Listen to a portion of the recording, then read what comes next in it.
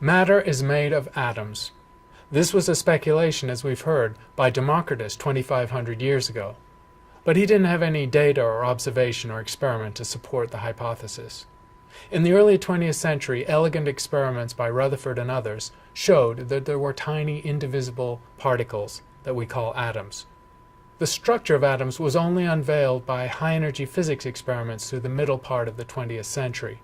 And in fact, if you ask the question, when was the first individual atom imaged, that only happened within the last 20 years. But the evidence for atoms is compelling. Atoms are real, and they compose everything in the universe.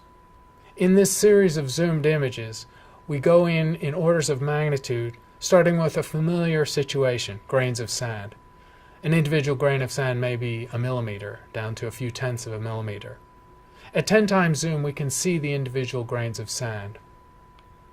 If we increase the zoom to a factor of a few hundred, now the individual grains of sand start to take up the entire view, and we're looking at the details of the mineral that compose sand. We're still not able to see individual molecules, but large numbers of molecules. Going in another order of magnitude to a factor of 10 or 100,000, the individual crystals now devolve into planes that correspond to the molecular layers within the sand, which is silicon dioxide.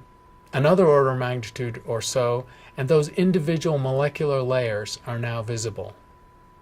And going into the final level of zoom, which is 100 million times, individual molecules are now visible, composed each one of 3 atoms. This is the method that's only been developed and perfected in the last few decades that allows us to inspect matter at the atomic level. What is the basic structure of matter, or structure of an atom?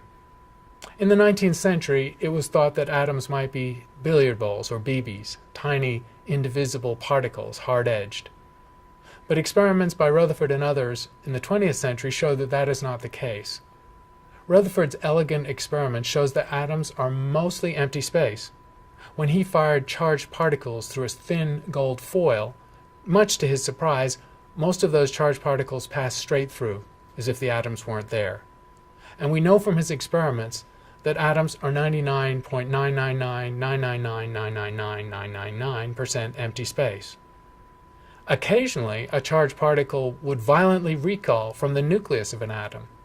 And from that violent recoil, in the same beautiful set of experiments, Rutherford concluded that the atomic nucleus is small, dense, and charged from the protons within it. The combined picture we get from these experiments is of a tiny atomic nucleus housing 99.9% of the mass of every atom and a diffuse cloud of negatively charged electrons occupying most of the volume. Atoms are incredibly small. If you put them edge to edge, 1 trillion would fit across the head of a pin. A scale model that gives us a sense of the scale within the atom would be a football stadium, where a baseball sits at the 50-yard line. That's the atomic nucleus. And the electrons orbit in a cloud at the outer edge of the stadium, in the upper parts of the stands. That shows how much is empty space in the atom, where a tiny percentage of the mass occupies the large volume. Most of the mass is in that baseball at the 50-yard line. And then the next atom would be a football stadium away. This is the emptiness of normal matter.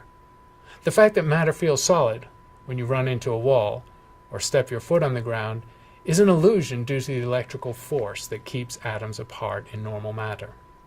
Other terminology that we need in terms of atoms is the distinction between atomic number and atomic mass. Each unique atomic number corresponds to an element, and that is the number of protons in the nucleus. 1 for hydrogen, 2 for helium, 6 for carbon, and so on. Atomic mass, however, involves the entire mass of the nucleus, which is a combination of neutrons and protons. Neutrons and protons have about the same mass, but neutrons have no electrical charge.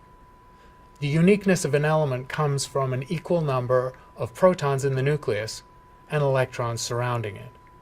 Neutrons do not play into the electrical force because they have no electric charge. We define an isotope of an element as a version of that element with a different number of neutrons.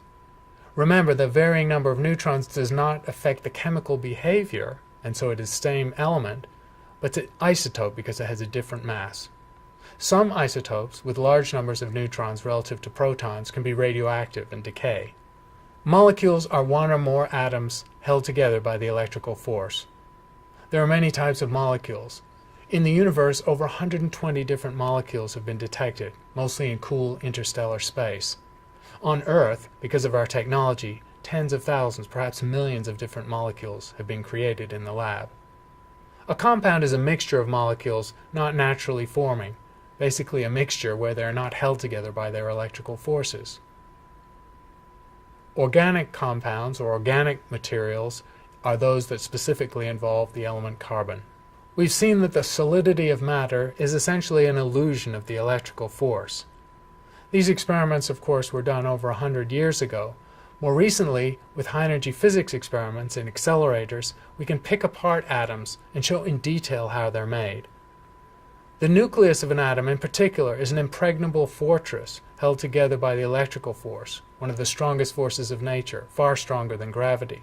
So it takes extraordinary energies to break apart an atomic nucleus. Much smaller amounts of energy required to take electrons from an atom and ionize it. Since we're dealing with extremely large numbers in this class, we'll use orders of magnitude to characterize the number of atoms in different familiar situations. Let's start with our grain of sand. The grain of sand, made of silicon dioxide, contains roughly 10 to the 19 atoms. That's 10 billion billion. A human contains roughly 1 billion times more, the equivalent of 1 billion grains of sand. And most of humans are composed of water, H2O, plus some carbon, nitrogen. That total number of atoms is 10 to the power 28, a 1 with 28 zeros after it. Taking the Sun as a typical star, the number of atoms in a star is 10 to the power 57, a 1 with 57 zeros. And in the case of stars like the Sun, almost all of those atoms are the simplest two elements, hydrogen and helium.